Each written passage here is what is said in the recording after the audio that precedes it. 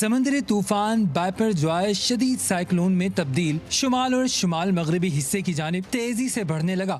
طوفان کے اطراف 150 کلومیٹر فی گھنٹہ کی رفتار سے ہوائیں چل رہی ہیں، جبکہ ساحلوں پر 40 فٹ تک اونچی لہریں اٹھ رہی ہیں۔ بائپر جوائے کل صبح تک مزید شمال کی جانب بڑھے گا، جس کے بعد اس کا رخ شمال مشرق کی جانب ہو جائے گا۔ 15 جون کی سپہر طوفان کے سندھ کے علاقے کیٹی بندر اور بھارتی گجرات سے ٹکرانے کا امکان ہے۔ سمندری طوفان کے اثرات ابھی سے ہی مختلف علاقوں پر پڑنے لگے۔ بلوچستان کے ساحلی علاقے اور ماڑا میں سمندر بفر گیا، جس کے باعث پانی سڑکوں پر آ گیا، گھروں اور دکانوں میں داخل ہو گیا۔ علاقہ مکینوں نے نقل مکانی شروع کر دی۔ پاک فوج کے دستے ریسکیو کارروائیوں کے لیے مختلف مقامات پر پہنچ گئے۔ محکمہ موسمیات نے آج سے 17 جون تک ٹھٹھا، سجاول، بدین، تھرپارکر سمیت مختلف اضلاع میں 120 کلومیٹر فی گھنٹہ کی رفتار سے تیز ہوائیں چلنے اور موسلادھار بارش کی پیش گوئی کی ہے۔ کراچی میں بھی دوپہر کے بعد بارش کا امکان ہے۔